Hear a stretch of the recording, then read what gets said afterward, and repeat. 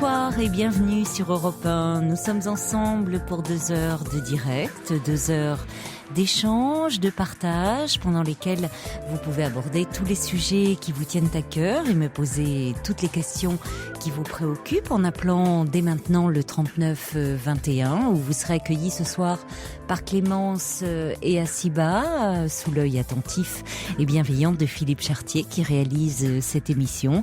Et bien sûr, si vous souhaitez réagir aux propos tenus à l'antenne, exprimer votre point de vue, justement en direct à l'antenne, vous pouvez composer ce même numéro. Vous pouvez également nous écrire sur le site de l'émission dublanche.europe1.fr ou nous envoyer un message au 7 21 21 en tapant d'abord le mot-clé qui est nuit. 39 21, je vous attends. Europe 1, Caroline Dublanche.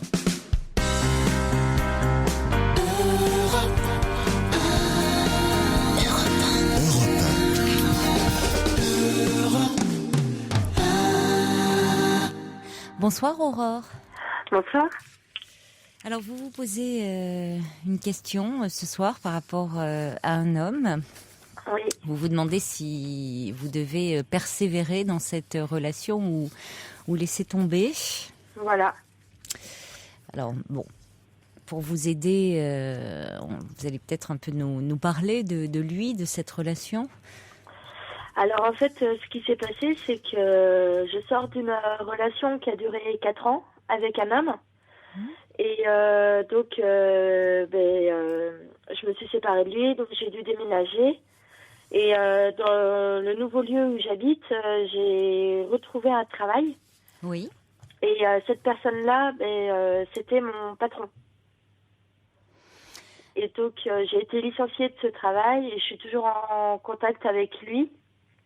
Et si vous voulez, à mon entretien d'embauche, j'ai carrément flashé sur lui. Dès l'entretien d'embauche. Voilà. Ça a fait tilt, il y a eu quelque chose et depuis, il est constamment dans ma tête, quoi. Donc, je sais pas où est-ce que ça va nous mener, si il va y avoir quelque chose ou pas, je sais pas du tout. Donc, ça fait maintenant 2 ans qu'on se connaît. On est sortis ensemble quelques fois, enfin on s'est embrassés quelques fois et puis ça n'a jamais abouti à quelque chose de sérieux. Et en fait au mois d'avril, j'ai voulu un petit peu zapper l'affaire. Donc j'ai rencontré quelqu'un et donc ça a duré quelques mois. Et il y a un bébé qui est né de cette relation-là.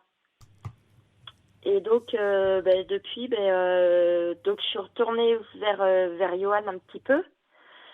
Et puis... Attendez, parce que alors moi, je me perds, Aurore, parce que vous, avant de me parler, vous êtes très enrhumée, dites-moi. Hein. Oui.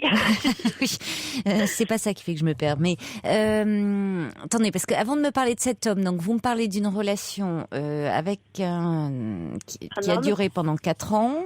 Voilà. Bon, puis de votre patron, c'est celui-là qui vous préoccupe là.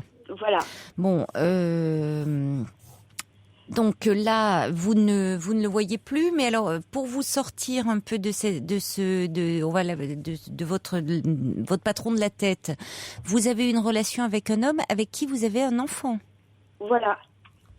Oui. Et donc, mais qui a quel âge alors donc cet enfant là? 1 mois et demi. Ah oui, il est tout petit. 1 mois et demi. En fait, j'ai fait un déni de grossesse, donc.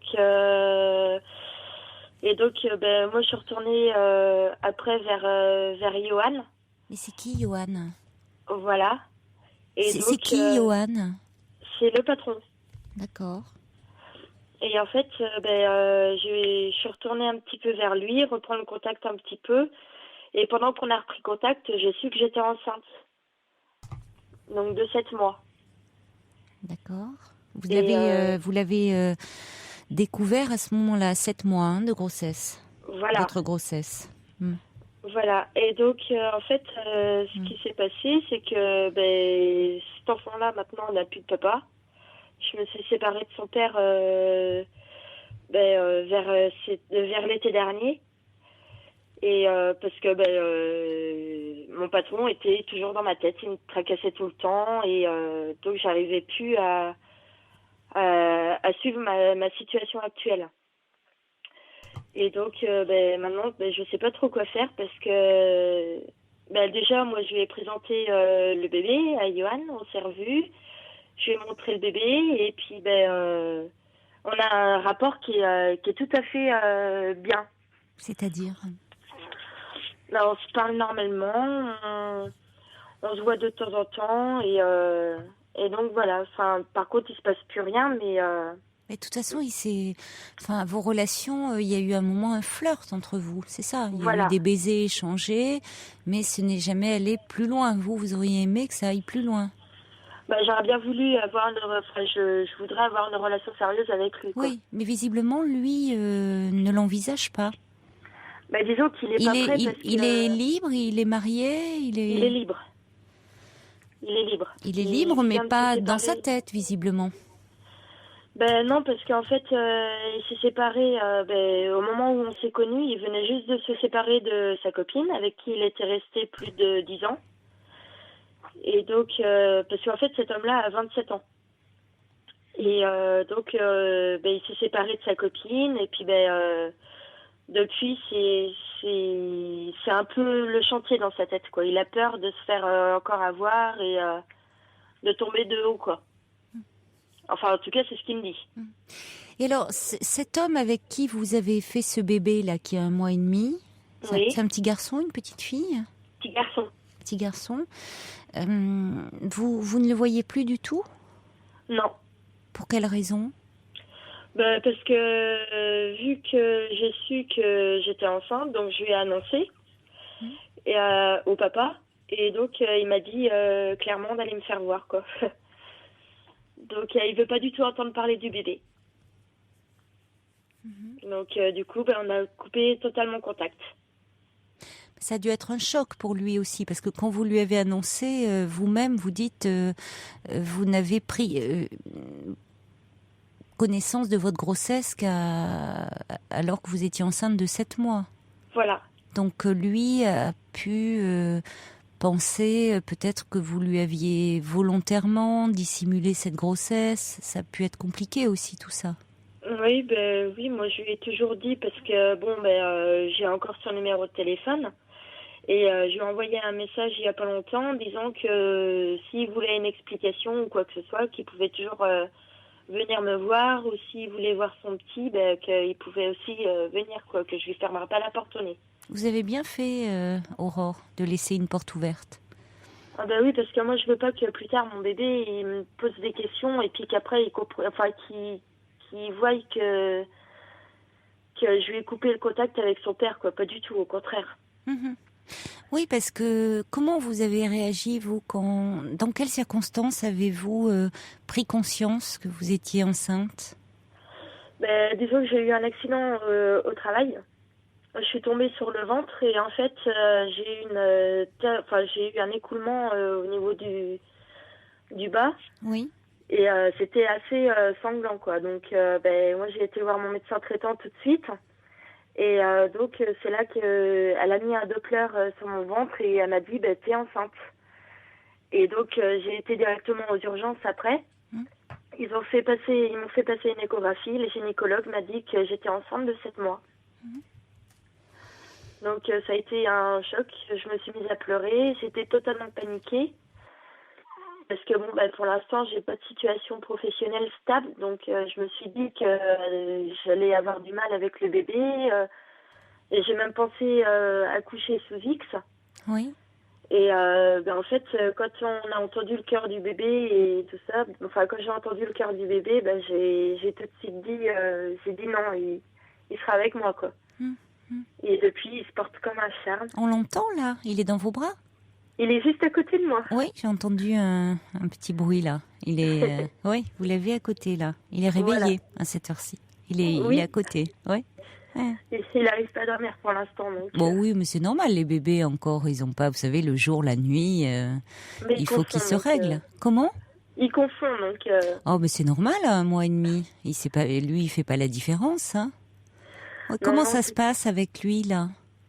Avec le bébé, ces premiers mois là et demi, comment ça se passe? Parce que c'est vrai que vous avez été très bousculé. Normalement, on a 9 mois pour se préparer à l'arrivée d'un bébé. oui. Là, vous avez eu très très peu de temps pour vous faire à son arrivée. Ben, en fait, ça se passe très très bien. Il commence à faire, enfin, il fait des sourires, il commence à sortir, enfin. Des hareux, là, on l'entend d'ailleurs. Voilà. Oui. Donc la péricultrice m'a dit qu'il était très en avance pour son âge. Oui. Donc Il est éveillé, ce petit garçon. Voilà. Oui. Il vous montre qu'il va bien. Voilà. Donc et puis moi, je m'en suis voulu. Déjà de pas avoir fait connaissance avec lui pendant les 7 premiers mois, je m'en suis voulu. Et ça m'a pas mal tracassée. Oui, ça vous a angoissé, Voilà. culpabilisé.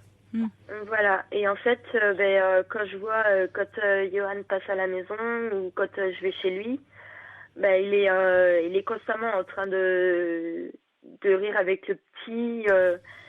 Il est proche du petit, mais ça le bloque un petit peu, quoi. Est-ce que vous êtes entouré en dehors de Johan? Oui, j'ai mon frère qui habite pas très loin, mes parents et puis ma grande sœur qui va avoir un bébé aussi pour le mois de mai. D'accord. Donc, Comment a réagi votre famille? Ma sœur très mal. Celle qui va avoir un bébé? Voilà, très mal. C'est-à-dire? Elle a complètement hurlé et puis elle m'a dit que c'était pas possible, que fallait que je m'en sépare, que je serais incapable de m'en occuper, et puis que j'allais plus rencontrer personne, quoi. Et puis moi je lui ai dit que c'était faux, qu'on pouvait très bien rencontrer quelqu'un avec un bébé. Bien sûr, bien sûr. Et elle, tout le monde me dit en fait qu'elle a mal réagi parce qu'elle avait peur que le bébé lui fasse de l'ombre au moment où elle aura le sien, quoi. Oui, il y a eu peut-être, Une petite jalousie, quoi. Oui, un petit peu. Elle-même attendant un bébé, toute l'attention de la famille était centrée sur elle. C'est la sœur aînée, c'est comme si c'était à elle d'abord d'avoir un bébé. Voilà. Ça passera. Ça doit aller mieux déjà. Maintenant que oui, parce que à l'époque où j'ai accouché, il y avait les interdictions de visite par rapport à la grippe A. Eh oui, bien sûr, oui. Et donc elle a pas pu venir me voir à la maternité, mais elle m'a appelée.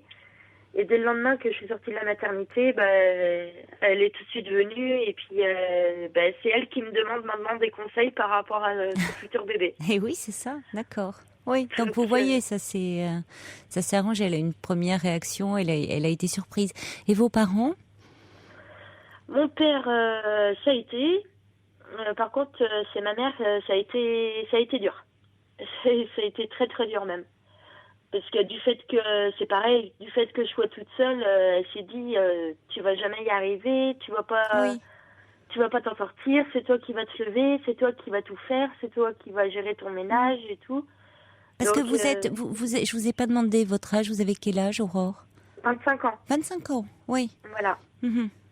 Oui, elle avait peur pour vous, que vous soyez un peu dépassée, débordée en étant seule. C'est vrai que c'est voilà, parce qu'en fait, ce qui s'est passé, c'est que l'été dernier, j'ai fait une grosse dépression nerveuse par rapport à ma séparation de la personne avec qui ça faisait 4 ans, et puis Johan, et puis plein de choses, plein de problèmes qui se sont accumulés et tout ça.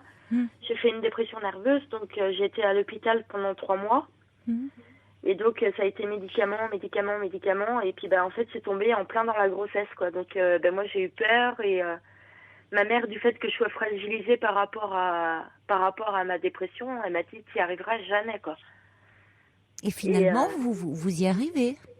Très bien. Très bien, hein, semble-t-il. Oui. Oui, ça se passe très très bien. Et par rapport à votre dépression, vous continuez à avoir un suivi psychologique? Oui, j'ai eu un contact avec la psychologue de la maternité où j'ai accouché. Et elle m'a dit que je me débrouillais très bien, que j'avais des bons réflexes et qu'il fallait que j'arrête de m'inquiéter pour rien. Bon. Donc, parce que à force que tout le monde me dise que j'y arrivais jamais, j'ai douté, quoi, forcément. Et puis par rapport à l'accouchement, c'était tellement soudain que j'ai paniqué. Bah oui, forcément. Vous n'avez pas pu du tout vous préparer. Et puis, comme vous dites, il y a ce sentiment aussi de culpabilité de pendant ces 7 mois d'avoir de pas vous être aperçu qu'il était là, ce bébé. Donc Oui, ça c'est important de pouvoir en parler parce que c'est pas, il y a quelque chose certainement de lié à votre histoire, Aurore. On entend, Oui. il se manifeste là beaucoup, hein. Oui. Et oui, il entend que vous parlez de lui là, hein. Ça touche à son histoire aussi. Oui, là, il me regarde droit dans les yeux. Là. Et oui, oui, il attire votre attention. Là, c'est bien, il est bien éveillé déjà. C'est ce que vous disiez, c'est ce que vous disait la pédiatre. Mais c'est certainement, vous savez, les dénis de grossesse, il y a souvent un peu une histoire quand même derrière. Il y a quelque chose. Ça peut être important. C'est important d'en parler un peu, de parler de.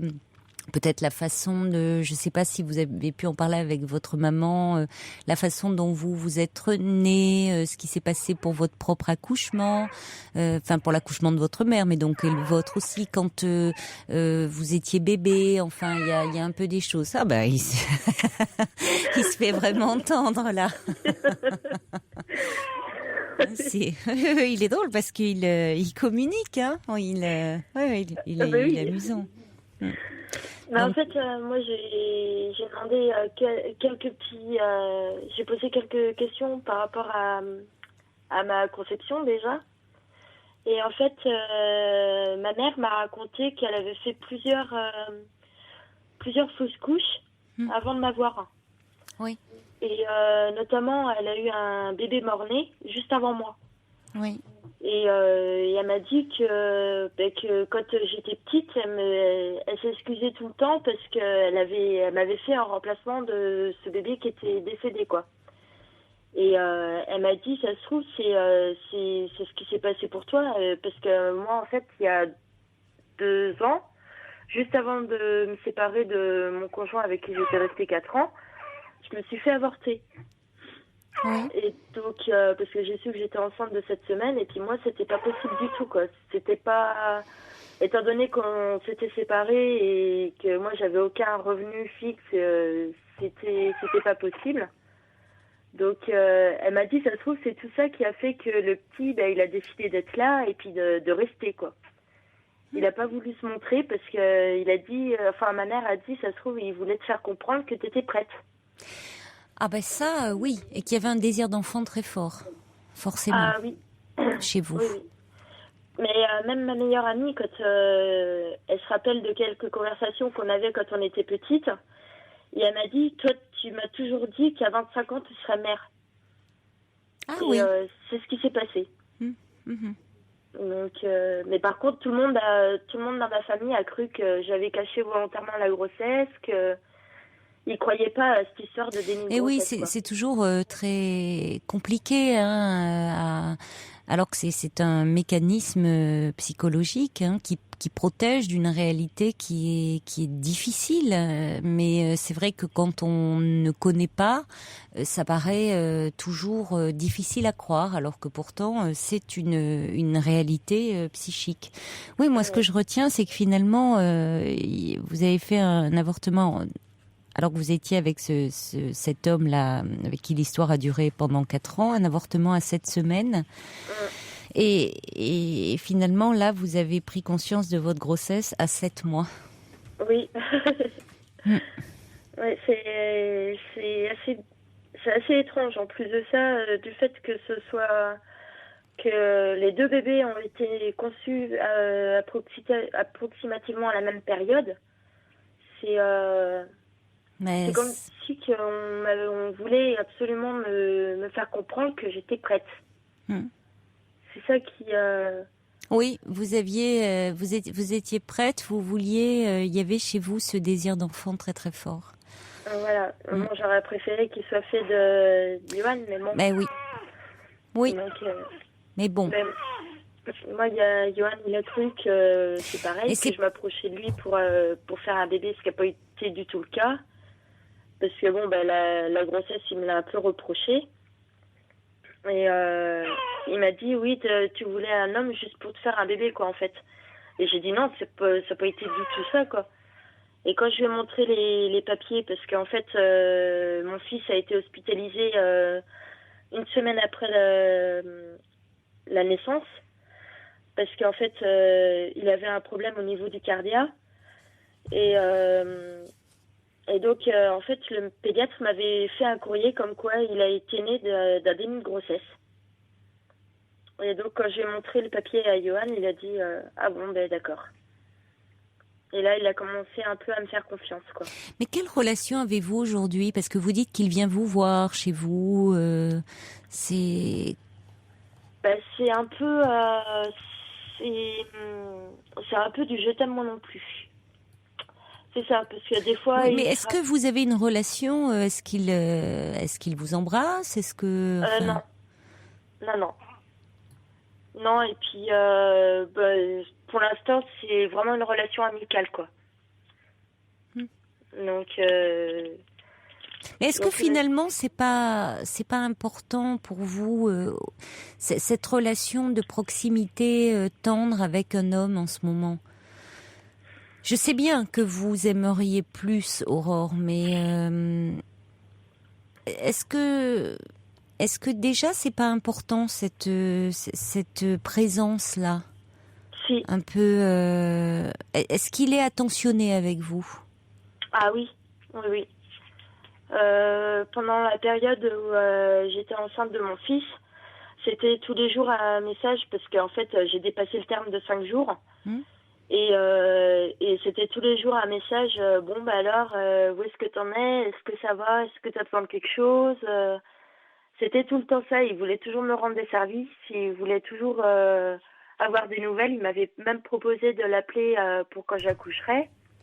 Et bon, j'ai pas voulu parce que c'était pas sa place. Enfin, je voulais pas le déranger avec ça, en fait. Et donc, du coup, c'est ma mère qui était avec moi pour l'accouchement. Et depuis, alors, est-ce que tu t'en sors avec ton petit? Est-ce que ça va? Est-ce que t'as le moral? Parce que je lui ai fait part de ma solitude, quoi. Je lui ai dit que j'en avais marre d'être toute seule, que je voulais partager les moments que je vis avec mon fils avec quelqu'un, quoi. Donc... Oui, mais c'est vrai qu'on peut comprendre que de son côté, il soit quand même un peu hésitant. Surtout qu'il vous dit que lui sort d'une relation qui a été douloureuse et qu'il n'est pas prêt, enfin, qu'avant de s'engager, il veut savoir un peu où il va parce qu'il a peur de souffrir à nouveau. Donc, à un moment, vous vous éloignez de lui. Bon, et c'est pas ce qui est votre droit le plus absolu, mais c'est vrai que vous revenez vers lui et vous revenez avec un bébé dans les bras. Oui. Donc on peut penser sa réaction, elle est compréhensible, c'est-à-dire de dire cette fille, elle cherchait à se faire un enfant. Voilà. J'aurais pu être celui-là, au fond, il pouvait se dire que vous lui tourniez autour. Et puis finalement, vous partez et puis hop, vous trouvez un autre homme et il vous fait un enfant et voilà. Donc c'est normal qu'il se soit posé beaucoup de questions. Alors après, c'est important que vous ayez parlé, de dire un peu ce qui s'était passé et d'évoquer notamment cette histoire de déni de grossesse. C'est-à-dire qu'au fond, c'est votre inconscient qui a parlé. C'est-à-dire que certes, il y a un désir d'enfant chez vous et depuis longtemps, semble-t-il, et que ce désir a pris corps, là, il y a ce bébé qui est là, mais que vous n'étiez pas dans la manipulation, que vous avez réellement eu un coup de cœur pour lui, qu'à un moment, la relation n'aboutissant pas, vous vous êtes éloigné de lui, et que cette relation avec l'autre homme aurait pu être sans conséquence. Il se trouve qu'il y a ce petit garçon qui est là, et puis c'est très bien comme ça, puisque vous êtes heureuse, finalement. C'est ce que vous vouliez, au fond de vous, avoir un enfant. Bon, maintenant, moi, ce que j'entends, c'est que cet homme-là, Johan, est quand même très, très tendre, très attentionné, très présent pour vous. j'ai envie de dire, pour le moment, ne précipitez pas les choses, ne cherchez pas, vous voyez, quand vous dites il est un peu emprunté vis-à-vis de ce bébé, vous aimeriez un peu lui, je vais mettre l'image un peu familière, lui mettre dans les bras, lui mettre... C'est normal qu'il soit un peu, maladroit et démuni, parce que c'est pas son bébé. C'est pas, ça veut pas dire qu'il peut pas avoir de l'affection pour lui, mais il sait pas très bien comment se situer. Vous venez d'accoucher, il est quand même très très prévenant pour vous. Oui. Il est, même vous dire, tu peux m'appeler pour l'accouchement. Maintenant, il doit se demander un peu quelle place il peut peut-être prendre. Donc, donnez-vous du temps, Aurore, parce que je crois que vous avez un peu besoin de temps aussi pour assimiler tout ce qui s'est passé. Et puis pour continuer, pour construire votre lien avec votre petit garçon aussi. Mais ce qu'il y a, c'est que moi, je parlais avec Johan. J'étais en train de discuter l'autre jour, donc par message. Et il m'a envoyé un message comme quoi que lui, pour l'instant, il n'avait pas envie de se prendre la tête avec une relation. Bon. Et puis, en fait, depuis quelque temps, c'est à chaque fois des messages n'espère rien, l'avenir fera le reste. Quand je lui parle de nous deux, c'est n'espère rien, l'avenir fera le reste. Sache que je serai jamais le père de ton fils, quoi qu'il arrive dans l'avenir. Oui. Et c'est toujours c'est dans l'avenir, en fait, comme si qu'il n'avait pas envie maintenant, mais que quelque part il aura peut-être envie plus tard, quoi. Mais c'est ce que je vous dis. Il ne faut surtout pas brusquer les choses, parce que pour lui c'est quand même lourd comme situation, parce que c'est pas seulement. Je trouve qu'il est responsable dans son comportement, parce que au fond, si vous ne l'intéressiez pas du tout, si il pourrait prendre ses jambes, il aurait pris ses jambes à son cou. S'il était s'il ne pensait qu'à lui, très égoïste, qu'est-ce qui l'empêcherait d'avoir une aventure avec vous? Il sait bien que vous n'attendez que ça. Il le sait. Oui. Bon, c'est ce que dit Anouk, là, qui envoie un petit message en disant « Johan connaît-il les sentiments d'Aurore pour lui ?» Ah oui, oui, il le sait. Donc, vous voyez, il pourrait très bien avoir une aventure et puis basta.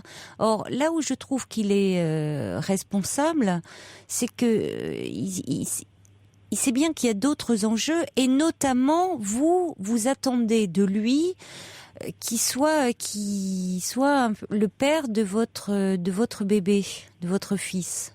Oui. C'est beaucoup d'enjeux.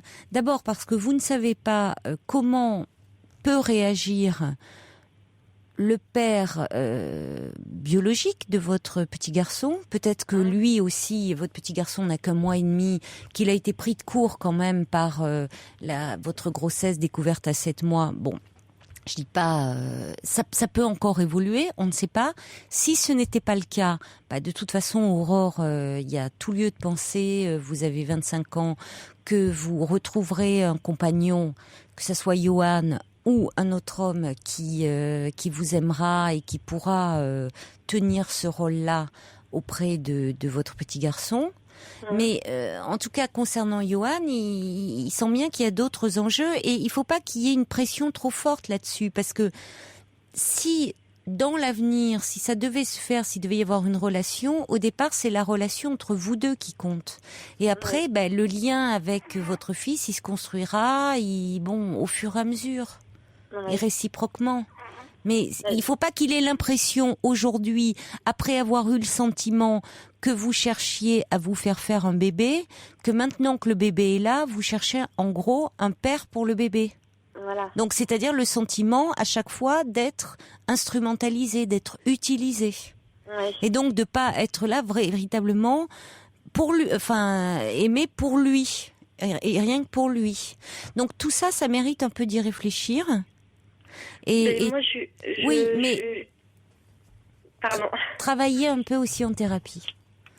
Mais ce qu'il y a, c'est que moi, je lui ai déjà dit que moi, c'était pas tout ça que je cherchais. Et oui, mais lui, il a besoin de temps, et c'est-à-dire que pour le moment, tous les niveaux sont un peu mélangés. Oui, puis surtout qu'il y a eu un élément perturbateur qui s'est venu engendrer qui s'est mis un peu à l'intérieur de tout ça il y a quelque temps. Son ex avec qui il est resté pendant 10 ans. Elle était partie au Canada pendant plus de 2 ans. Et là, il y a pas longtemps, elle a refait surface, quoi. Donc lui, il me dit tout le temps qu'il retournera pas avec elle, que pour lui, elle représente plus rien. Mais ce qu'il y a, c'est qu'il y a un truc qui me jalouse un petit peu, c'est que cette fille, elle sort tout le temps avec lui ou ses copains, tandis que lui, il m'a jamais présenté à ses copains. Bon, et tout ça, quoi. Aurore, cet homme, il vous doit rien non plus, hein. Oui. Donc, elle peut sortir avec lui et ses copains, et parce qu'elle fait partie de son passé, parce qu'il peut avoir plaisir à la revoir. Néanmoins, c'est pas forcément parce qu'il a envie de continuer avec elle. Mais ne tournez pas en boucle là-dessus. Je crois que ça sert à rien, de toute façon. Vous vous faites mal inutilement, au lieu de profiter aussi des moments que vous passez avec lui. Après tout, s'il vous dit que cette femme, elle fait partie du passé, pourquoi ne pas le croire ? Il peut avoir gardé une relation affectueuse avec elle, sans pour autant qu'une ex redevienne une actuelle, hein. Oui. Comme dit Annie, votre bébé est tout petit, il faut aussi que vous preniez le temps un peu de récupérer chaque chose en son temps. Ah oui. De toute façon, je profite de mon petit aussi. Oui, je crois que vous voulez... Il y a eu beaucoup de choses en très peu de temps, là, Aurore. Oui. Donc, il faut aussi un peu vous poser, je pense. Et quand même, je pense reprendre, continuer un peu à avoir un soutien psychologique pour démêler un peu tout.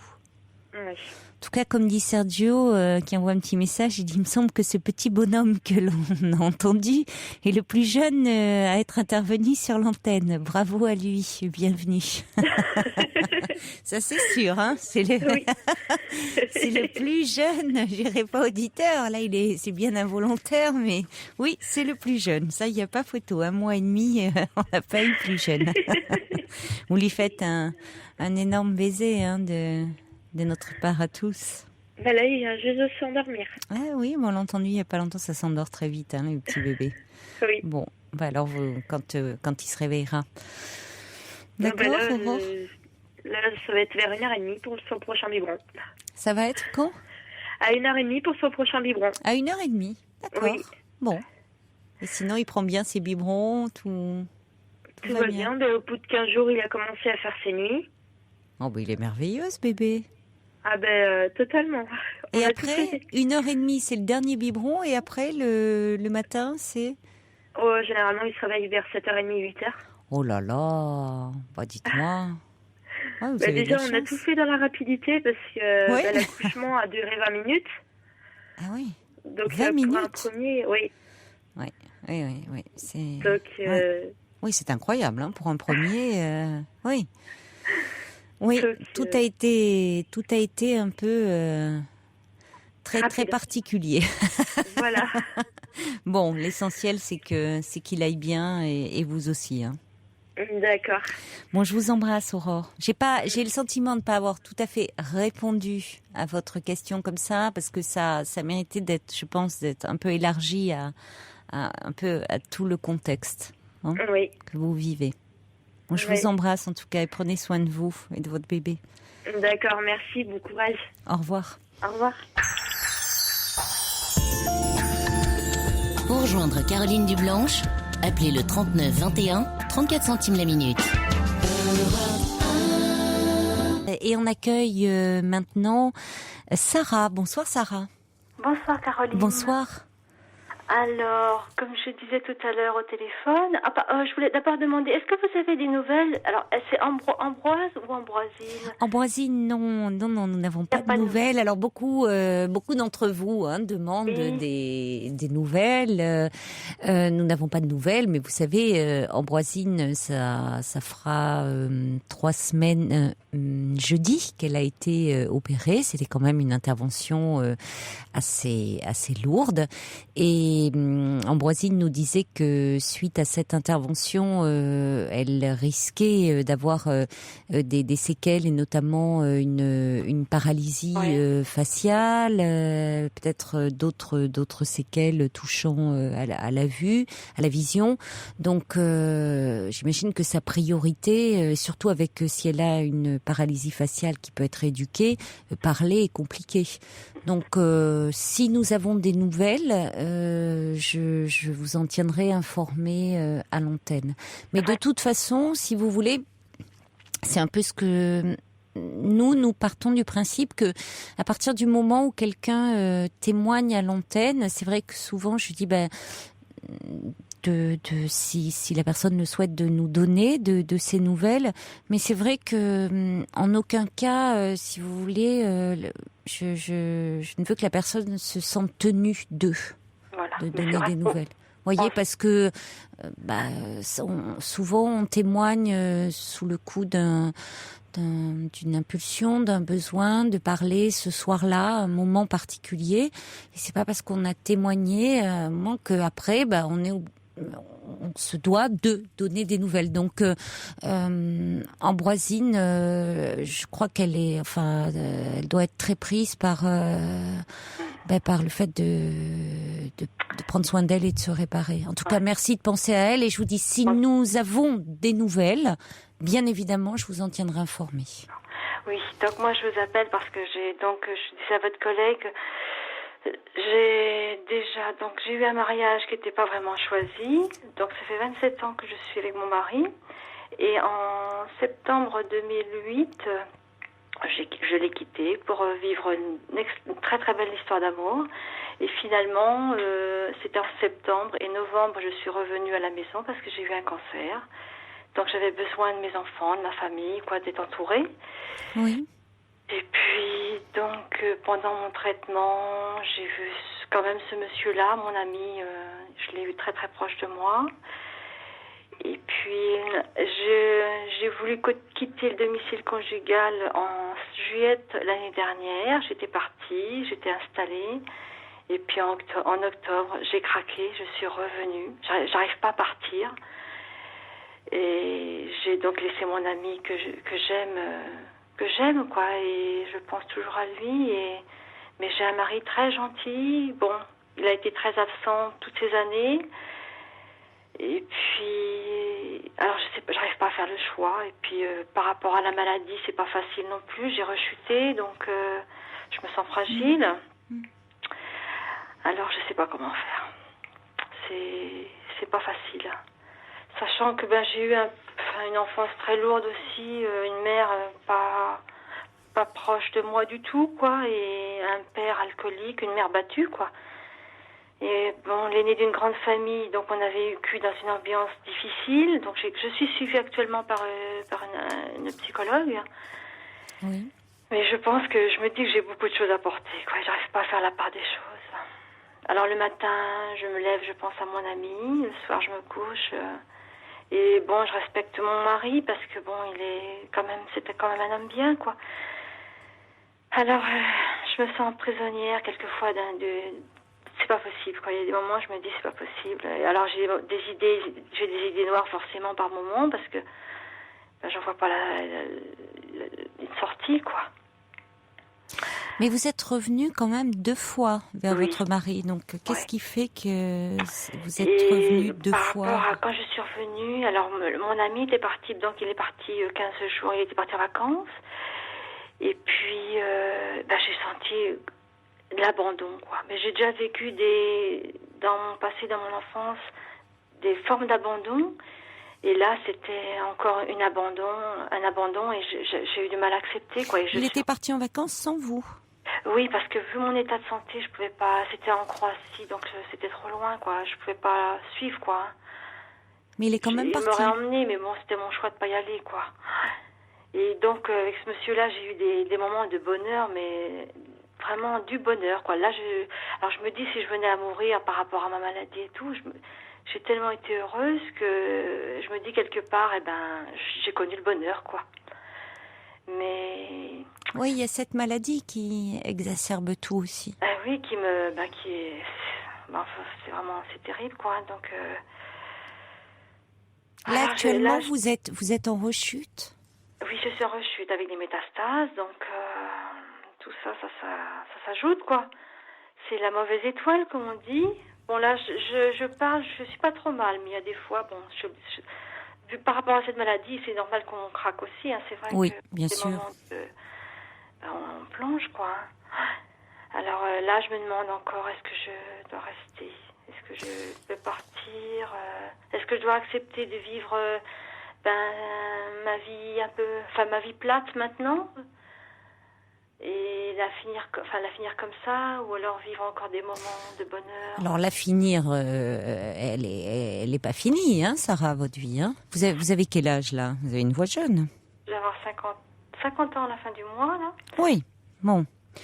Donc là, vous êtes dans une période difficile parce que effectivement, quand on vous annonce une rechute, c'est toujours Oui, puis bon. extrêmement compliqué. Mais ça veut dire que vous allez repartir dans un protocole de soins là.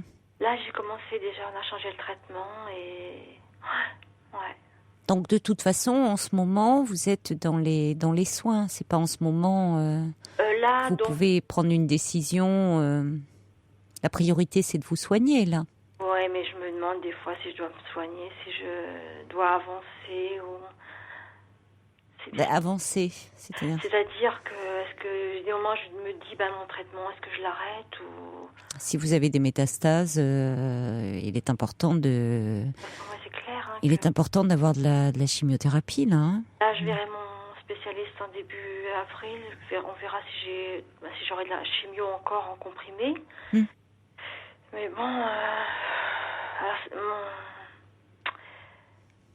je sais pas si est-ce que ce serait plus sage de rester avec un mari qui est gentil, je peux pas Comment, dire. comment est-il là justement, y compris par rapport à votre, Alors le fait, par rapport à la maladie là et par rapport justement à ce qui s'est passé aussi, au fait que vous soyez parti puis revenu. alors là, bon, le fait que je sois revenue, il est très, il est bien, quoi. Il est bien, il est gentil. Enfin, je sais pas qu'il était pas gentil, hein, je veux pas dire ça, mais bon, il est plus attentionné et tout.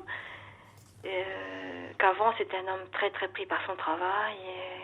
Puis il y a aussi que comme c'était pas vraiment un mariage choisi, alors notre sexualité c'est pas ça, quoi. Je sais qu'il est pas très heureux avec moi à cause de ça, quoi. Vous voulez dire pas mariage choisi, c'est-à-dire C'est-à-dire que que vous êtes... ma maman m'avait plus ou moins rejetée, quoi, donc je savais pas où aller. Et puis, parce que c'était vraiment un très bon ami quand j'étais jeune, quoi. Oui. Il est vraiment, je sais qu'il m'aimait parce qu'il m'avait fait des propositions, mais pour moi, je voulais juste que ça reste un ami, simplement, quoi. Je voulais pas aller au-delà, c'était pas pour l'amour, quoi. C'était vraiment un bon ami. Puis, Oui. ça s'est fait parce que, bon, j'étais un peu mise à la porte et puis je savais pas trop aller. Puis bon, je savais que je pouvais aller chez lui, quoi. Enfin, chez ses parents à ce moment-là, il était encore chez ses parents. Et puis, fil en aiguille, bon, ça s'est fait comme ça, quoi. Et puis voilà, quoi, je sais plus trop où j'en suis. Et comment cet homme-là avec qui vous avez eu cette rencontre, ce coup de cœur, comment se comporte-t-il? Est-ce qu'il vous appelle? Est-ce qu'il reste en contact avec vous? Comment ça se passe avec lui? Alors donc, il a fait une forme de dépression quand je l'ai quitté parce qu'il n'a pas compris, quoi. Surtout qu'il a vécu un divorce. Il est resté 10 ans sans aucune autre rencontre. C'est un Anglais qui est venu en France. Oui. Et donc, il a 4 enfants, donc il ne voit qu'une de ses filles parce que les autres, ça s'est mal passé au niveau de son divorce avec son ex-femme et tout. Et puis, donc, mais je sais qu'il m'aime toujours et bon, je l'ai revu il y a 3 semaines. Et puis bon, on parle et ça s'arrête là parce que je veux pas reprendre quelque chose pour ressouffrir encore parce que tous les deux, on risquerait de ressouffrir si on allait au-delà de la sympathie. Et vous vous revoyez régulièrement? Là, je le reverrai jeudi après-midi. Et puis, bon, je reste à peu près... Là, j'aime marcher, donc il faut que je marche, il faut que je m'oxygène, donc lui aussi. Et puis, donc, on arrive à parler, mais Et vous vous voyez toutes les semaines? Ben là, ça fera 15 jours que je l'ai pas vu. Mais on essaie de se voir à peu près toutes les semaines, oui. Mais mon mari est au courant, hein, parce que, bon, il sait que si on me l'enlève, ce monsieur-là, ça n'ira pas non plus, quoi. Parce que, en fait, on a eu des amis qui l'ont abandonné, parce qu'ils n'ont pas accepté notre relation. Il avait des très bons amis qui l'ont abandonné déjà, donc moi, je peux pas l'abandonner en plus, c'est trop pour lui, quoi, pour moi. Je suis pleine de culpabilité, en fait, avec ça, quoi. Je me rends compte que je lui ai fait croire au bonheur et puis finalement je l'ai lâché, quoi. Alors Culpabilité par rapport à qui? par rapport à lui, parce que je lui ai fait croire au bonheur. Pour lui, on allait vivre ensemble, mais on était heureux, quoi. Donc je m'en veux. Oui, mais alors ça va pas, Sarah, parce que, écoutez, si vous êtes dans la culpabilité, enfin, vous avez besoin là d'énergie pour vous. Cette culpabilité, elle vous ronge là, hein. Et c'est vraiment pas le moment, hein. Parce qu'on voit une conseillère conjugale en ce moment aussi, justement, et c'est ce qu'elle nous a dit aussi. Il faut absolument que j'en parle à ma psy, de travailler sur la culpabilité. Là, Mais oui, parce que je veux dire, en plus là, en étant malade, si en plus vous êtes, rongé. Ouais. Alors, je sais pas. C'est-à-dire que personne ne peut choisir pour vous, hein. C'est ça qui est compliqué en même temps. Maintenant, cet homme, que dit-il par rapport à la maladie? Parce que vous êtes 3 dans cette histoire, mais 4, il y a aussi la maladie. On ne peut pas l'occulter. Tout à fait, ouais. Donc.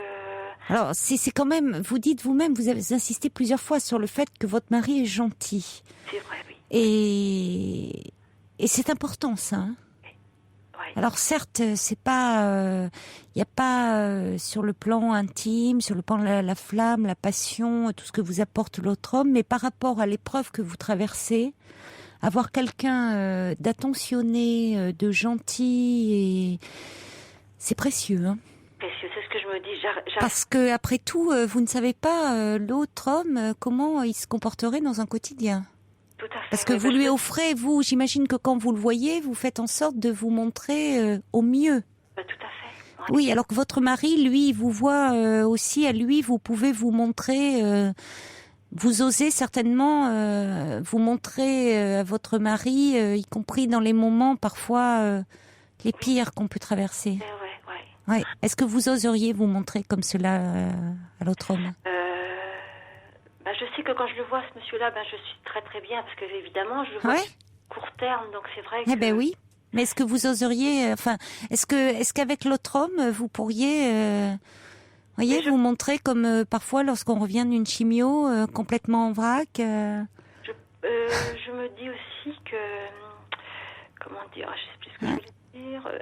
Non, pardonnez-moi, ma question, elle est brutale, mais c'est aussi ça, quoi. Là, on redescend effectivement du côté follement. Ce que je voulais dire, c'est que quand je suis revenue à la maison, j'ai senti quand même que j'aurais pas eu la force chez ce monsieur-là de m'aider. Peut-être que je savais pas encore que je rechutais à ce moment-là, mais il n'aurait pas pu m'apporter peut-être la force. Je sais que mon mari, j'ai besoin de lui. Mais oui, je pense. J'ai pas le désir, mais bon. Eh oui, mais...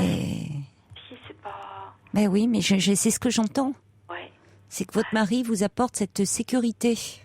Il faudrait que je lui montre plus, parce que...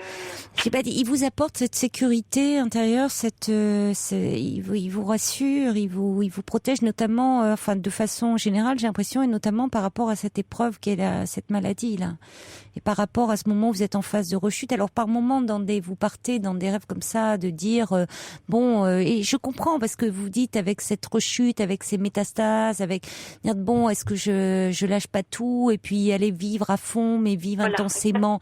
Ouais, non mais attendez, Sarah, vous auriez, je sais pas moi, vous seriez une très vieille dame, je vous dirais oui, mais vous vous rendez compte, vous allez avoir 50 ans là, ça vaut le coup de se battre. Ça vaut le coup, parce que oui, il y a des rechutes dans cette sale maladie, mais c'est pas parce qu'on rechute que la vie elle s'arrête, hein. Ça vaut le coup encore de se battre, et on se bat d'autant mieux quand on a auprès de soi quelqu'un qui est une force et qui est un allié, et qui est un soutien.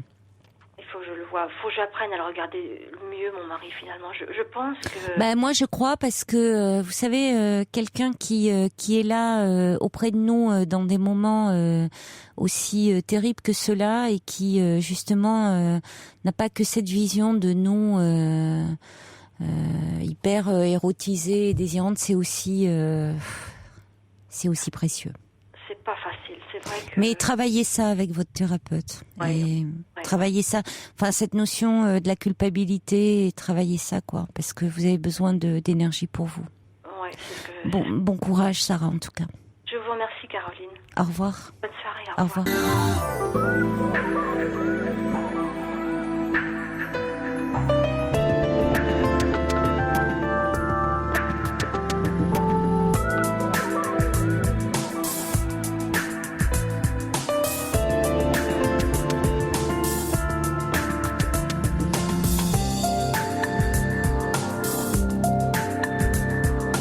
Nous sommes ensemble et en direct sur Europe 1. Enfin, pour ceux qui ne regardent pas l'émission consacrée à Jean Ferrat, ce soir, je reçois des messages. Il y a Jean-Marie qui dit « J'écoute l'émission, mais tout en regardant sur France 2 notre regretté Jean Ferrat. » Il y a Anna, elle, qui dit « Je vous enregistre et j'écoute Ferrat. J'ai le vague à l'âme. Ces chansons racontent les hommes, Maria, la guerre civile espagnole, Potemkin, la révolte des fusillés marins de Leningrad, nuit et brouillard. Enfin, elle dit bon, voilà. Et elle dit d'ailleurs à ce propos, très beau détournement de Georges hier soir. Message subliminal. Anna qui nous souhaite une bonne soirée. Il y a Nelly aussi qui dit il y a de la concurrence. Et quelle concurrence ce soir avec l'hommage consacré à Jean Ferrat. Oui, mais je comprends et je m'incline. Et évidemment, il y a également, alors là, dans un autre registre, Jean-Pierre qui a écouté très attentivement Aurore et qui dit extraordinaire jeune femme. Elle est une thérapie pour tous ceux qui l'écoutent. Et puis Oscar, lui, est espagnol et il nous écoute des Cordues en Espagne. Et il dit merci aux auditeurs, j'apprends beaucoup. On accueille maintenant Alix. Bonsoir. Bonsoir Caroline. Bonsoir Alix. C'est amusant parce que je regardais parallèlement Jean Ferrat moi aussi. Ah oui, mais je le vois au niveau des messages ce soir et des appels surtout, qu'il doit y avoir beaucoup de personnes. Je l'ai redécouvert parce qu'en fait, j'avais pas vu qu'il avait un charme aussi grand, enfin en plus. Ah, en plus, c'est vrai qu'il était très bel homme. Mais moi, c'est évidemment, je suis pas de la génération de Jean Ferrat, mais je suis fait cette réflexion en écoutant, on a réécouté beaucoup de ses textes, et je me disais en fait, c'est fou comme il fait partie du patrimoine, j'ai envie de dire, parce que au fond, ces chansons, je les fredonnais. La plupart, en fait, je me dis, je les connaissais, quoi. Je connaissais les textes. Oui, tout à fait. C'est vraiment, c'est très triste parce que c'est un pan de notre patrimoine, effectivement, qui est parti. Alors, j'imagine, pour les plus jeunes, évidemment, la génération des 20-25 ans, bon, ça leur parle pas du tout. Oui. Mais finalement, moi, je me disais, je pensais que bon, j'écoutais pas, je l'avais pas dans ma discographie, mais j'étais surprise de me dire, de me rendre compte, je connaissais quoi les paroles, je les fredonnais. Parce qu'elles étaient pleines de sens. En fait. Ça. Pleines de sens et d'humanité. Ça, c'est sûr que c'est pas. Moi, je sais pas de son bord politique, mais malgré tout, je le trouvais fascinant. Et c'est curieux parce que il y a quelques temps de cela, je m'étais même demandé s'il n'était pas mort, parce que comme on entendait peu parler de lui. Je m'étais dit, et puis quand même, c'est pas possible qu'on ait passé comme ça, parce que moi j'ai été pendant plusieurs années à être dans ma propre bulle et mes propres problèmes, donc je me suis dit peut-être que j'étais pas au courant, etc. Puis en fait, je pensais à lui comme ça, et puis voilà, c'est arrivé. C'est étonnant. C'est étonnant. Ouais. En fait, je vous entends pas très bien, Alix. Est-ce que vous parlez bien dans votre combiné? Oui, en fait, je fais très attention de ne pas, avec mon oreille, couper la communication, parce qu'il y a une petite touche qui fait que si je rapproche mon oreille... je me disais, comment peut-on couper la communication avec une oreille? Parce qu'il y a une petite touche, c'est arrivé plusieurs fois, je peux vous assurer qu'il y a une petite touche sur ce combiné mais je vous crois. qui fait que ça coupe. Ils sont tellement sensibles maintenant, oui, les combinés. Alors en fait, nous nous sommes déjà parlé. Il y a, je pense, c'était en octobre ou en novembre. Je vous avais appelé pour vous parler de l'agressivité de mon ex-mari que je rencontrais parfois, que je venais de rencontrer chez le notaire, et dont je ne comprenais pas l'agressivité. Et vous m'aviez dit que quelque part il devait se culpabiliser de cette situation. Enfin bon, voilà, vous m'aviez parlé et d'ailleurs des auditeurs avaient aussi. Oui, après une séparation, votre. Oui. Alors je vais revenir un petit peu en arrière qu'on comprenne pour ceux parce que il vous a annoncé. J'ai 60 ans. Et mon mari m'a quitté, ça va faire maintenant 5 ans de cela, ça fera 5 ans en juillet prochain, donc 4 ans et demi, grosso modo. Il m'a quitté juste une dizaine de jours après ma prise de retraite. Donc j'ai été clouée sur place, scotchée. La Terre s'est arrêtée de tourner. Et symboliquement, oui. Je n'ai rien compris parce que même si j'avais trouvé qu'il avait beaucoup changé à mon égard et qu'il était dur, j'avais mis plutôt ça sur le compte de il a du mal à vieillir ou il a des soucis dans son travail. J'avais pensé que c'était ça. En fait, il avait rencontré quelqu'un. Et il ne savait pas comment me le dire, en fait, tout simplement. C'est une histoire banale, finalement. Banale, peut-être, mais quand on la vit... Voilà, c'est ça.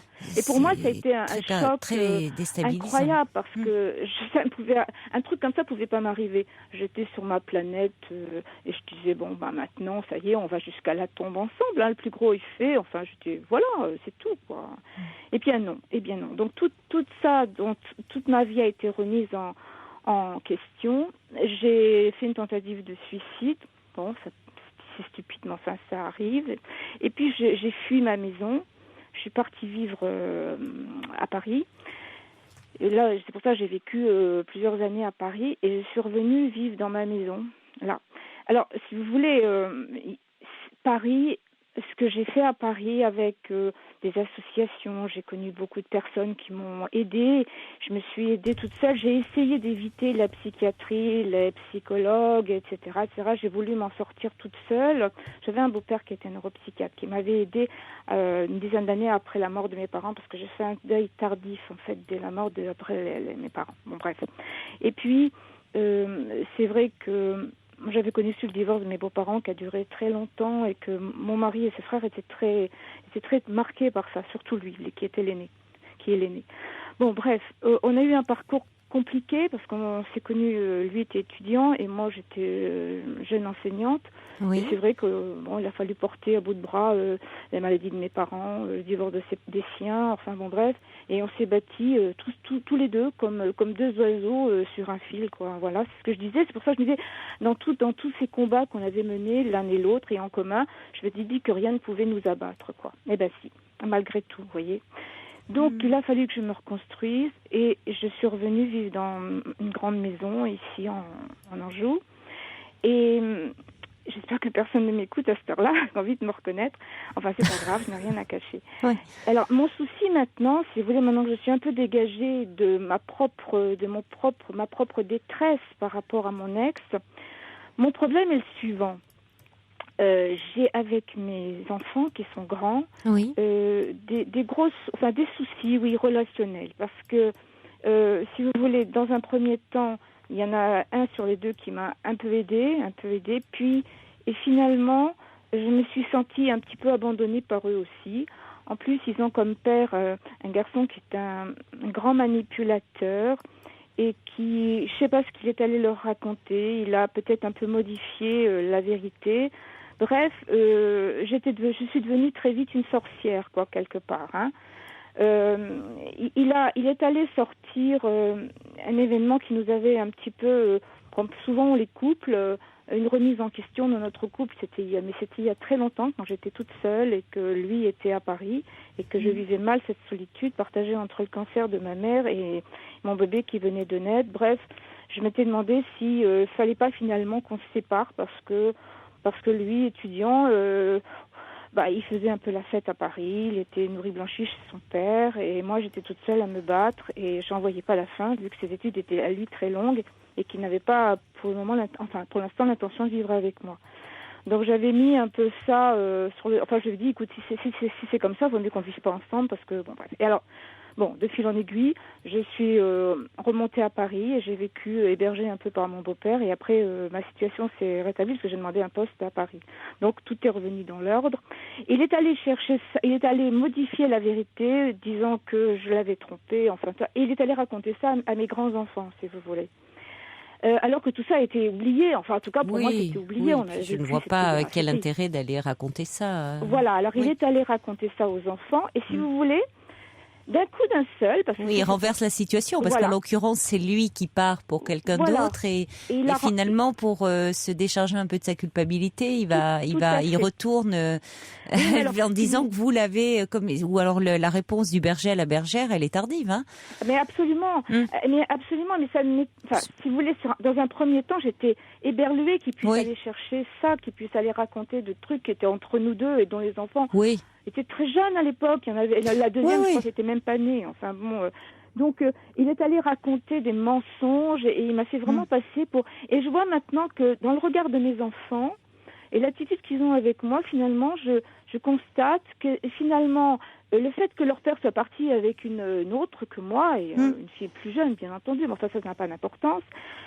Finalement, n'a pas plus de gravité que ce que j'ai pu éventuellement proposer à leur père il y a 30 ans, quoi, si vous voulez. Oui, mais on dit bien, la meilleure défense, c'est l'attaque. Donc, au fond, il retourne, lui étant celui qui part et qui vous laisse, qui abandonne.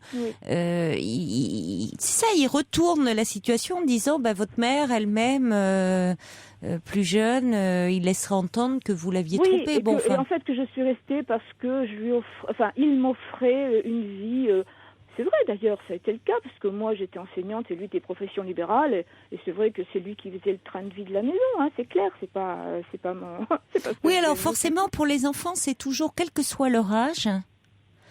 C'est toujours assez bouleversant d'apprendre, d'avoir des révélations sur la vie affective, sur la vie amoureuse des parents. Exactement. Parce que ça vient entamer l'image que l'on a de ses parents. On a beau être adulte, on sait que nos parents sont un homme et une femme, et donc ils ont forcément une vie amoureuse, des relations sexuelles, sinon on ne serait pas là. Mais si vous voulez de savoir qu'il y a pu y avoir des tromperies, des choses comme ça, on n'a pas envie d'être informé de tout ça. Ça agresse, Donc vos enfants ont dû être déstabilisés, forcément.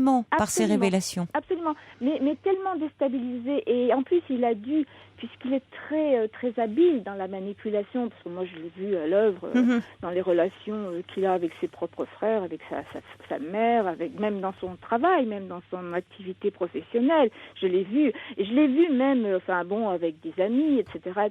Il est très habile parce il joue aussi de sa séduction. Il a une séduction personnelle qui est grande, il a une aura qui est assez grande, c'est un garçon intelligent, brillant, qui aime avoir sa cour. Et c'est vrai qu'au sein de la famille, du couple, c'était lui qui brillait plus que moi. Mais vos parents, quel lapsus, vos enfants vous en ont parlé ? De quoi ? Eh bien de ça, de ces révélations, ou parce que c'est ça. Non, ils n'ont pas. C'est-à-dire que la première chose qu'il a dit, parce que à l'époque mon fils était à l'étranger, et quand ma fille qui est venue me chercher à l'hôpital et avec laquelle je suis partie rapidement à Paris. Quand mon fils a appelé sa sœur, j'étais présente, et en gros, il lui a dit mais de toute façon, maman, elle n'est pas claire non plus, et parce que tout le monde était en émoi, c'est clair. Et mon fils, la réaction qu'il a eue, c'est oui, mais tu sais, maman, elle n'est pas claire du tout, faut pas la croire. En gros, j'avais autant de fautes que lui. Oui. Voilà. Bon, mais vous pouvez dire à vos enfants que vous n'avez pas envie de rentrer dans ces querelles-là, qu'après tout, votre intimité de couple ne regarde que tout à fait, vous. Mais de toute façon, depuis 5 ans, ça n'a été que drame sur drame, et je peux vous dire que depuis 5 ans, j'en ai un qui s'est marié, j'en ai un qui est devenu père de famille, etc., que les choses ont évolué. Mais si vous voulez, il y a un statu quo, et de toute façon, que je me refuse maintenant à parler de leur père, et je me refuse même à parler de la procédure qui est toujours en cours, et qui est très complexe, donc je n'en parle pas. Mais je sens bien, si vous voulez, que eux, ils ont mis de la distance entre eux et moi. Et que les coups de fil, j'en ai jamais. Depuis combien de temps ça Oh, ça a été épisodique, mais tantôt... Non, mais ça s'est fait quand c'est récent finalement, ces révélations. De quoi ? Le fait qu'il ait parlé à vos enfants. Ah non, c'était au tout début. C'est-à-dire ? Ça a été dans les 3-4 jours qui ont suivi la révélation, en fait. C'était il y a 5 ans, en fait. Mais depuis, il y a eu des hauts et des bas avec mes enfants, compte tenu de cela. Oui, mais 5 ans, alors effectivement, 5 ans, ça paraît long, mais 5 ans, c'est un peu tout qui a volé en éclats, oui, hein, c'est ça. Exactement. Avec vous, il vous a fallu aussi, dites à peu près 3 ans, où vous étiez dans la haine, oui, dans un état de mal-être, ou au point de vouloir mettre fin à vos jours. Enfin, il y a beaucoup de choses qui sont remontées, de votre histoire personnelle aussi. Oui, mais si vous voulez, autant j'avais justement espéré, j'avais misé sur le fait que comme je n'en parlais pas et que je ne voulais plus en parler, que je voulais pas parler de cette procédure qui mine tout le monde finalement, parce qu'on n'en sort pas, qui complique tout, il complique tout, il fait appel, enfin bon bref. Moi j'espérais quand même qu'il y aurait de la part de mes enfants une attitude plus adulte que celle qu'ils ont actuellement, si vous voulez. Ils ont quel âge, vos enfants là ? Alors, l'aîné a 37 ans et l'autre a 33 et demi. Alors, vous savez, j'ai envie de vous dire, Alix, c'est intéressant d'ailleurs la façon dont vous dites les choses. Vous aimeriez, de la part de vos enfants, une attitude plus adulte qu'ils ne l'ont aujourd'hui. Oui. Finalement, oui, ils restent vos enfants et ils se comportent comme tels vis-à-vis de vous. Exactement. C'est ça. Et il y a plein de moments dans la vie où on a beau être adulte et où parfois, tous autant qu'on est, on peut avoir des comportements un peu infantiles, un peu puérils, et particulièrement en famille. Oui, mais c'est particulièrement en famille, et qu'on ait 30, 40, 50, 60, voire plus. Tout à fait, mais je trouve la famille, c'est vraiment le lieu de toutes les régressions. Mais quelque part, je trouve ils ont beaucoup plus d'indulgence avec leur père qu'avec moi, et je pense que ça a dû toujours être le cas, et je m'en suis pas tout à fait toujours rendu compte. Et je pense que nous, les femmes, enfin, je peux en parler parce que j'ai connu dans mon désert affectif depuis 5 ans, j'ai rencontré d'autres femmes, et je pense que vraiment, nous, les femmes, on a la pire des places. On a la pire des places, parce que... Qu'est-ce que vous voulez dire ? Je veux dire par là que, si vous voulez, quand moi j'étais... et ça, c'est encore un autre... Parce qu'il y aurait plein de chapitres à ouvrir, et plein de chapitres à ouvrir sur... On ne pourra pas tous les ouvrir. Ah non, c'est absolument pas possible, je suis d'accord avec vous.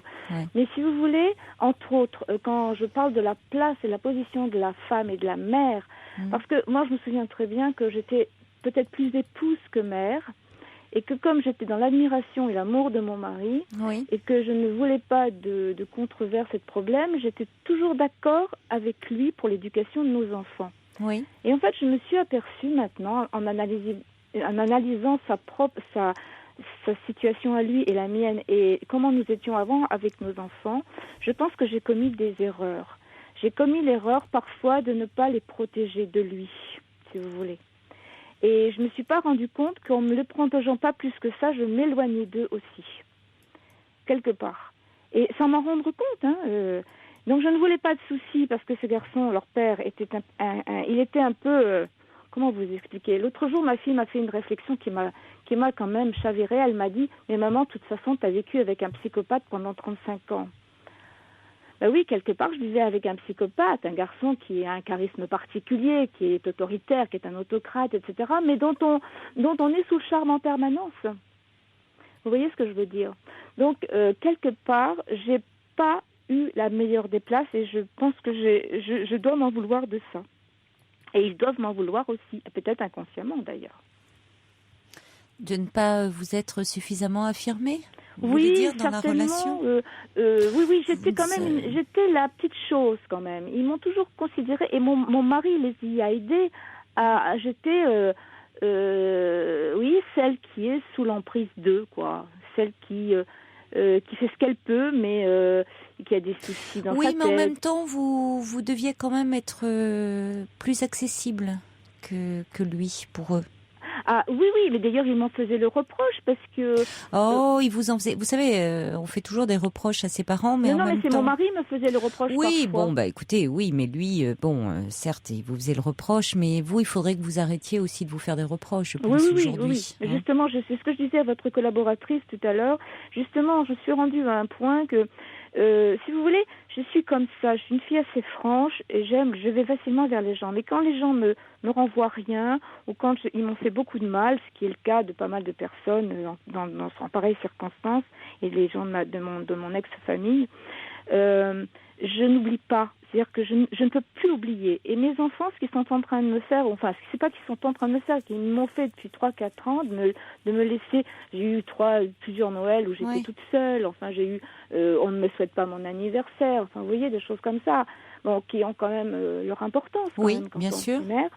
Eh bien, si vous voulez, je sens, c'est ce que je disais à votre collaboratrice, je me répète, mais c'est vrai, je me détache d'eux. Mais je détache d'une manière très particulière, c'est-à-dire que je ne sens plus en moi d'amour maternel. C'est une façon de vous protéger un peu. Hein. Mais oui, certainement. Oui, c'est une... parce qu'ils m'ont fait beaucoup de mal. Mais c'est une façon... Je crois que tout ça est très réactionnel aussi. Oui. Hein, parce que vous avez tellement investi beaucoup, vous êtes tellement investi, consacré à votre couple, tellement idéalisé, votre mari, tellement, au fond, mis votre existence entre parenthèses. Oui. Tellement sacrifié de choses, mais qui à ce moment-là ne vous paraissait pas être un sacrifice, puisque cet homme était tout pour vous. Qu'aujourd'hui, eh bien évidemment, la déception a été très rude. Donc de vous dire tout ça pour en arriver à ça, bon. Donc il faut bien que vous vous protégiez. Donc cette distance, c'est une façon de moins souffrir. Oui. Et je crois qu'il y a aussi une nouvelle page là qui s'ouvre pour vous. Oui. Pour investir un peu plus votre vie à vous. Tout à fait. Parce que là, finalement, vous avez fait l'analyse, le bilan, et maintenant, il y a quelque chose à faire pour vous aujourd'hui. Tout à fait. De ce que vous avez, au fond, délaissé de votre être le plus intime. Hein. Oui, tout à fait. De pouvoir enfin vous réaliser. Et c'est peut-être ce à quoi le côté positif, vos enfants indirectement vont vous amener, c'est-à-dire au fond à vous occuper enfin de vous. Mais rien ne vous empêche cependant de leur dire, et pas forcément sur le mode, mais de dire que une petite attention au moment de l'anniversaire, c'est agréable. Enfin, c'est une gentillesse, une attention et la bienvenue. Oui. Mais même, quoi que je dise ou quoi que je fasse, de toute façon, c'est toujours mal reçu. Quand j'appelle, c'est jamais au bon moment. J'essaie d'éviter de les appeler, mais ça ne va jamais. Enfin, j'en arrive à un point de me dire vraiment, ou alors ils n'ont pas de sentiment d'amour pour moi. Après tout, c'est possible, parce qu'après tout, c'est pas parce qu'on a une mère qu'on est obligé de l'aimer. Moi, je pense que c'est plus compliqué que ça. Hein, oui, parce certainement. Oui, c'est certainement plus compliqué. Mais bon, il y a beaucoup certainement d'ambivalence, et puis je pense que tout le monde a été assez ébranlé par le socle comme ça familial. Donc il y a des zones de turbulence. Mais bon. Et vous voyez, là bientôt il va y avoir le baptême d'un de mes petits-enfants, et j'étais à 2 doigts j'y vais, mais j'y vais un peu à reculons, parce que d'abord je me sens très isolée en pareilles circonstances. C'est déjà arrivé l'année dernière lors du baptême du premier petit enfant. Là, il y en a un deuxième qui est né, donc on recommence. Et je me demandais jusqu'à quel point je devais y aller. Puis je me suis dit, si j'y vais pas, j'aurai tous les torts, de toute façon. Oui, exactement. Donc je vais y aller. Bien mais sûr. Si vous voulez, là où j'avais prévu, parce que cet enfant, je ne le connais pas, parce que cet hiver était compliqué, donc je n'ai pas pu me déplacer. Oui, puis là, vous y allez, vous êtes la grand-mère. Hein, oui, tout à fait. Oui. Donc j'avais prévu d'y rester 2 nuits, et quand j'ai évoqué le fait de pouvoir d'y aller 2 nuits, de réserver 2 nuits à l'hôtel, mon propre fils m'a dit, mais pourquoi tu viens 2 nuits ? Alors je lui dis que je viens de nuit parce que je n'ai pas vu mon petit-fils, je le connais pas, et j'ai vraiment l'impression qu'il en a rien à faire, quoi. Donc ce que j'ai fait cet après-midi, j'ai réduit mon voyage à un aller-retour. Si vous allez, en plus vous allez à l'hôtel, vous n'allez pas chez eux. Ah non. Non, parce que Mais bon, quand il a dit de nuit, c'est-à-dire c'était sa question, c'était pourquoi tu viens de nuit. Vous l'avez vu non, je l'ai pas dit, je l'ai eu au téléphone. Parce que Non, mais justement, vous l'avez vécu sur un mode agressif. C'était. je l'ai vécu sur un mode pas d'agressivité, mais un peu d'indifférence, quoi. Ah bon, tu viens et tu viens. En gros, c'était ah bon, tu viens et tu viens de nuit. Pourquoi ça, quoi? Et après, je lui dis, mais si ça pose un problème, dis-moi. Alors, il Mais a rien pourquoi répondu. faire un aller-retour? Parce que après tout, en plus, si vous êtes à l'hôtel, ça peut être l'occasion. Oui, mais alors je vais vous dire autre chose, Caroline. Bon. Ils sont tellement indifférents que je me suis aperçue que mon ex était dans le même hôtel que moi. Ah oui, alors ça, oui. Alors ça, je trouve ça fait un peu beaucoup, là. Oui, ça, je comprends. Ça fait un peu beaucoup. Oui. Non, ça, oui. C'est Donc, un ça, peu oui. beaucoup. Alors, Oui. je veux bien supporter beaucoup de choses. Et en plus, il est machiavélique au point de penser, d'imaginer que c'est moi qui organise, que je fais exprès d'avoir pris une chambre d'hôtel dans cet hôtel, alors que mon voyage est organisé. Vous pouvez aller. Alors, vous n'allez plus du tout à l'hôtel, si je comprends bien. Alors, je ne vais plus du tout à l'hôtel et je prends le dernier train pour Paris. Oui, alors ça, c'est peut-être un petit peu dommage de vous imposer cela, parce que j'imagine qu'il y a quand même d'autres hôtels dans la région. Oui, je sais, mais... Vous pouvez aller dans un autre hôtel plutôt que de vous imposer. Oui, mais vous Non, voyez... mais au moins de réserver une chambre au cas où vous vous sentiriez bien, que ça se passerait bien, et que vous auriez envie de passer une nuit. Au moins réserver une chambre. Ça correspond au fait que j'ai envie de fuir, si vous voulez, que je ne me sens pas bien accueillie, que je me sens en terrain hostile, que la belle famille en plus... Mais réservez peut-être quand même une chambre, par sécurité, et puis vous pouvez annuler au dernier moment. À Paris chez des amis qui sont tellement Vous pouvez en chaleureux. parler de tout ça? Vous continuez à en parler? À parler à quelqu'un? Ah oui, un thérapeute? Non. Vous devriez quand même. Hein. Mais j'ai essayé, mais dans la région, là, je suis pas à Paris. Là, parce que je trouve que on sent que vous avez encore beaucoup à dire. Ah oui, oui. Et parce que je trouve que ça vous aiderait à un peu à. Mais si, moi ça me paraît important parce qu'on sent qu'il y a encore beaucoup de choses qui restent très compliquées, douloureuses, et je trouve qu'ils vous empêchent d'être dans le présent aujourd'hui et dans ce qui est normal, hein, compte tenu de toute cette vie. Oui, mais attendez, permettez-moi. Oui, mais je vous ai pas connu il y a 4 ans, mais moi, ce que j'entends aujourd'hui là de vous, Alix, je trouve que ça entrave votre possibilité, vous, d'exister. On sent que vous êtes quand même happé par tout ça. J'ai l'impression d'avoir une famille qui m'est hostile, si vous voulez. Enfin, alors il faut pouvoir en parler. Hein. Je crois que ça va vous aider à avancer. Je crois que vous avez quand même besoin de sortir un petit peu de tout ça. C'est ce que dit Prune d'ailleurs, qui dit sortez un peu de cette histoire, faites-vous aider pour vivre un peu mieux votre vie présente. Et puis Annie, alors elle réagissait sur les premiers propos, qui dit il faut vous tenir à l'écart de ces propos et dire à vos enfants de ne pas les rapporter. Mais en tout cas, vous avez raison d'aller au baptême, hein, parce que ça c'est important. Là, vous êtes la grand-mère en plus. Je connais pas ce bébé. Donc. Mais moi je vous encouragerais à aller parler quand même de tout ça. Merci Alix de votre appel. Caroline. Bonne soirée, au revoir. Au revoir. Jusqu'à 1h sur Europe 1, Caroline Dublanche. Allez, on accueille François. Bonsoir François. Oui, bonsoir. Bonsoir. Oui, je vous appelle parce que j'ai écouté votre émission hier. Oui. Et il y avait certaines grand-mères qui ne voyaient pas leurs petits-enfants, qui voulaient faire appel à la justice. Vous les avez déconseillés. Parce ne voyaient pas leurs petits-enfants, les grand-mères. Oui, tout à fait. Oui, je disais que ça devait être vraiment... Et quand même, ça risque de s'aggraver. Alors, par rapport au cas particulier qui était évoqué, oui. Je parle toujours d'un cas particulier. C'est pour ça que j'ai retenu cette phrase. Vous avez raison. Mais moi, c'est encore autre chose. C'est une histoire de fou. D'ailleurs, je vais vous l'expliquer. Ça s'est passé, donc, j'ai 71 ans. Hein. Ça s'est passé l'année dernière. Mois d'avril, on rentrait de montagne avec ma femme. Oui. Et donc, à 20h, c'était le début. C'était 20h, 22, le début des infos. Oui. Bon, j'étais à la cuisine, ma femme elle est au salon, on a deux télés. D'ailleurs, je regardais Jean Ferrat. C'était vraiment émouvant. Oui, pareil. Et donc, j'entends frapper à la porte d'entrée. Oui. J'étais surpris, puisque c'est un portail fermé à clé. Et c'était les gendarmes. Les gendarmes, les pompiers.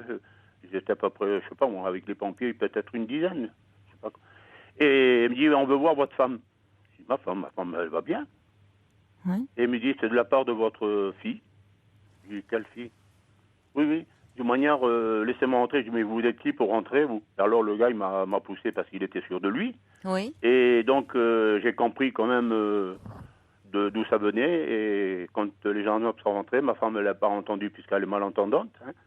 Dès qu'elle est de dos, elle ne voit pas, elle lit sur les lèvres. Hein. Et Oui. quand je suis allé vers elle, j'ai dit, tiens, c'est pour toi, on vient te voir, c'est les gendarmes. Elle se levait, elle a bondi et dit, c'est ma fille la folle qui vous envoie. Alors voilà, exactement, je ne l'ai pas su par eux, hein. J'ai su après par un pompier que je connais, Oui. puisqu'ils sont venus avec l'ambulance. Hein. Et donc, dans les propos tenus, à l'appel donc, téléphonique et un central de la gendarmerie, ma mère, j'ai téléphoné, elle est en danger de mort, et faites attention, mon père, il a des armes à feu. Voilà la façon dont ils sont rentrés, on a discuté. L'adjudant-chef, il était pas trop cohérent parce que il se demandait si c'était vraiment ma femme, puisqu'il a même demandé son nom de jeune fille, mais après, quand il s'est aperçu de l'erreur, ils sont partis. Ça a duré à peu près 3 minutes. Votre fille les avait appelés donc pour dire que vous la menaciez avec avec des armes à feu, quoi. Oui. Et comme on veut plus la voir puisqu'elle elle est quand même folle. Et puis son copain c'est un manipulateur, un gars qui là-bas, elle a jamais voulu déposer plainte. La fois qu'elle a été frappée en 95, elle a appelé au secours. Il va tuer le bébé parce qu'elle avait un bébé. Donc j'ai dit j'arrive. Mais moi je suis quand même pas dupe. Je suis allé, mais pas tout seul. J'étais avec la police. Et on est allé, puis ils l'ont ramassé, donc menottes et tout ça. Et ma fille, elle n'a pas déposé plainte. Il est allé en prison, pas pour les coups et blessures. Parce que le policier de l'époque a fait son travail, il a bien cherché. Et lui, il avait été condamné pour trafic de drogue, mais pas avec son nom. Il avait donné le nom de sa mère, qui était divorcée. Oui. Donc, il n'était pas connu sous son vrai nom. Et il a fait de la prison pour cela. Et je pense que ça, il n'a pas digéré. Et donc, ma fille, en 80, je reviens en arrière, en 85, donc elle avait divorcé entre-temps. Elle a divorcé à 20 ans, alors vous voyez, elle était jeune. Et elle a abandonné, en 85, elle a abandonné sa fille, que nous avons élevée jusqu'en 2000, pendant 17 ans. D'accord, c'est vous qui avez élevé votre petite fille. Oui, mais on a perdu du temps, hein, parce qu'elle était en contact avec sa mère et son copain. Et je ne savais pas qu'elle avait le portable, qu'elle avait des relations avec sa mère. Elle me disait, je ne vais pas faire les mêmes bêtises que ma mère, je n'oublierai pas tout ce que tu as fait pour moi. Et mamie, il lui manquait de rien. Elle était plus gâtée que mes filles. Hein. J'en ai 3 des filles, hein, mais c'est la seule qui n'a pas de problème. Oui.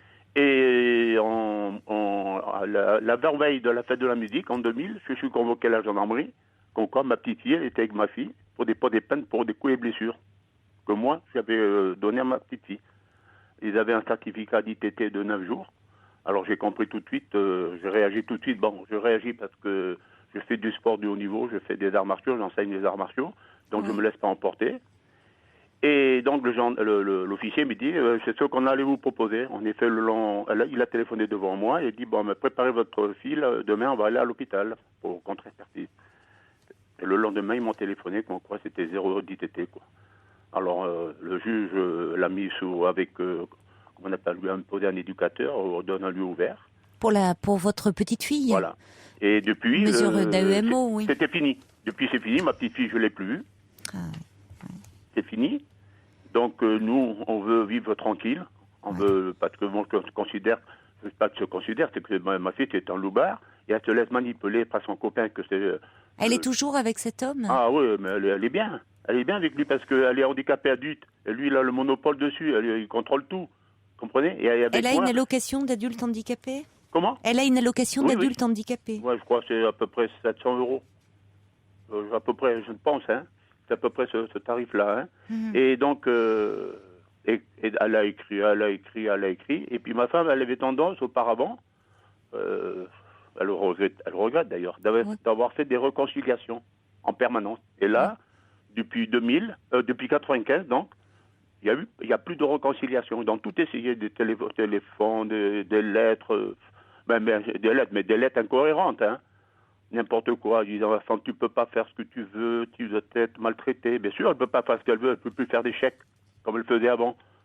Elle venait, se plaignait, je d'acheter ceci, alors elle partait avec des chèques, c'est fini tout ça. Et donc, Je suis allé à la gendarmerie, ça s'est passé le 12 avril. Et le 15 avril, nous sommes allés à la gendarmerie voir le supérieur, le lieutenant. Oui. On leur expliquait en portant les preuves ce que ma fille elle a fait, les 400 coups. Pour voir ce qu'elle a fait, c'est incroyable. Je ne peux pas le décrire là parce que ça fait trop long, je ne vais pas monopoliser l'antenne. Et il m'a dit, bon, il a fait des photocopies, il m'a dit de toute manière, bon, je voulais déposer plainte, et il m'a dit non, c'est pas la peine, ça va suivre son cours. Bon, j'ai téléphoné, parce que je fais partie des anciens combattants, j'ai téléphoné à l'avocat des anciens combattants, il m'a dit, ah bon, il m'a dit, à vous d'attendez. Et au mois de décembre, je voulais l'avoir, il n'était pas là, il était en vacances, je le rappelle, il était en vacances. Bon, au mois de fin février, je l'appelle, j'ai pu l'avoir, mais c'était difficile. Et j'ai demandé où en était l'affaire. Et il me dit, ben, ça suit son cours, votre fille, on l'a entendu, c'est pas moi qui l'ai entendu, mais c'est quelqu'un. Et voilà. Et donc, je voulais savoir si... moi, j'avais l'intention de déposer plainte. Et je voulais avoir votre avis, parce qu'une fois que c'est fait, c'est fait. Comprenez? Oui. C'est parce que c'est quand même grave. Ma femme, elle n'ose plus sortir dehors, elle a peur. Elle a peur d'être agressée? Comment? Elle a peur d'être agressée par votre fille? Elle a peur. Ils sont capables de tout, elle a peur. Elle a peur. Comme, vous savez qu'il y a un jeune à Grenoble, bon, je suis de la banlieue grenobloise, il sortait d'un magasin, il s'est fait poignarder.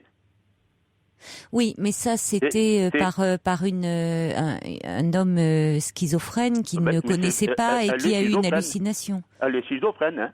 Votre fille? Ah oui, elle suit, hein, mais elle ne prend pas les médicaments, une psychothérapie, sociothérapie et chimiothérapie. Mais elle a été diagnostiquée schizophrène? Ah ben oui, elle a fait, à l'hôpital psychiatrique, elle a fait, je sais pas moi, une vingtaine de séjours. Mais est-ce qu'elle a déjà agressé physiquement votre femme? Ah, bien sûr, pendant que j'étais au travail. Moi, je suis responsable de sécurité dans les grandes surfaces. Et chez moi, quand elle était chez moi, elle faisait elle gentille. Mais quand je partais au travail, elle lui crachait. Et ma femme même le cachait. C'est pas la peine de dire à papa, parce qu'après, ça pire. Hein. Et c'est quand après, elle s'est mise à parler, ma femme, parce qu'elle s'est mise à parler après. Et elle a compris qu'elle a fait fausse route en faisant réconciliation. Bien sûr. Une fille comme ça, pour faire ce qu'elle a fait. Ce qu'elle a fait là... Non, mais alors là, oui, elle est malade, en fait. Oui, mais lui, il en profite. Oui, non, mais je comprends. Vous comprenez? Mais elle est malade, mais elle est bien dans sa maladie. Ah non, si elle est... elle a 2 gosses, elle a eu 2 gosses de lui, hein. Et lui, mais ça... Et lui, il est interdit de séjour. Oui, non, mais être malade n'empêche pas d'avoir des enfants. Oui, hein, mais il y aura des conséquences pour les enfants, à mon avis. Parce qu'elle a tout touché, possible. La drogue, l'alcool... Et oui, mais ça souvent, oui. Ça, c'est souvent on voit ce problème. Nous, on est contre ça. Moi, je ne bois pas, je ne fume pas. Non, mais là c'est différent parce que le fait de porter plainte peut effectivement être une façon de vous protéger, enfin que votre femme soit protégée, oui, surtout si elle a des problèmes. J'avais préparé une lettre de nous protéger en cas que les démons fabulateurs ressurgissent, ainsi que la phobie. C'est de la phobie, en fait. Qui? Donc, je dépose plainte pour cela, pour nous protéger, ma femme et moi, en cas que les démons fabulateurs ressurgissent, ainsi que la phobie, en parlant de ma fille.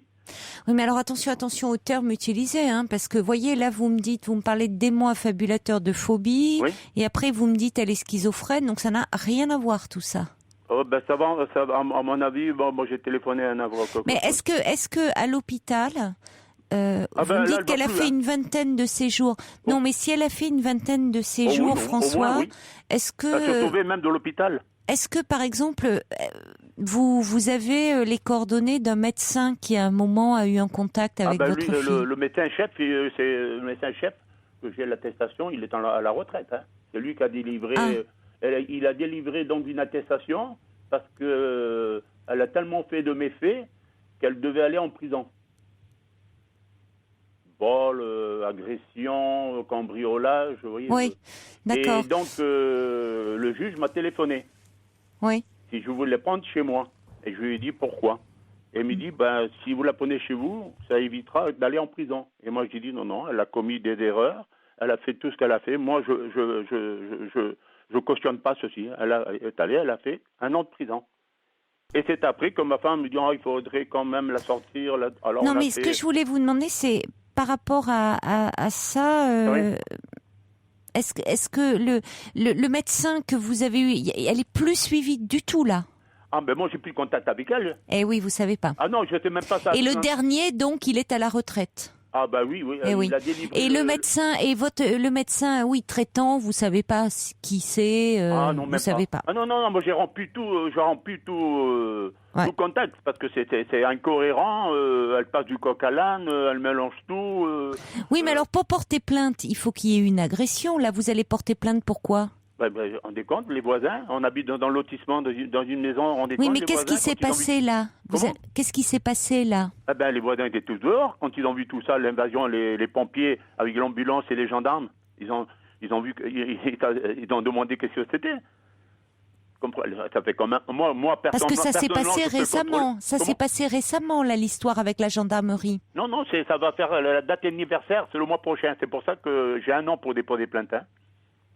Ah, vous pouvez déposer plainte un an après. Avant. Oui, enfin avant péremption d'un an, quoi. Voilà, date anniversaire, oui.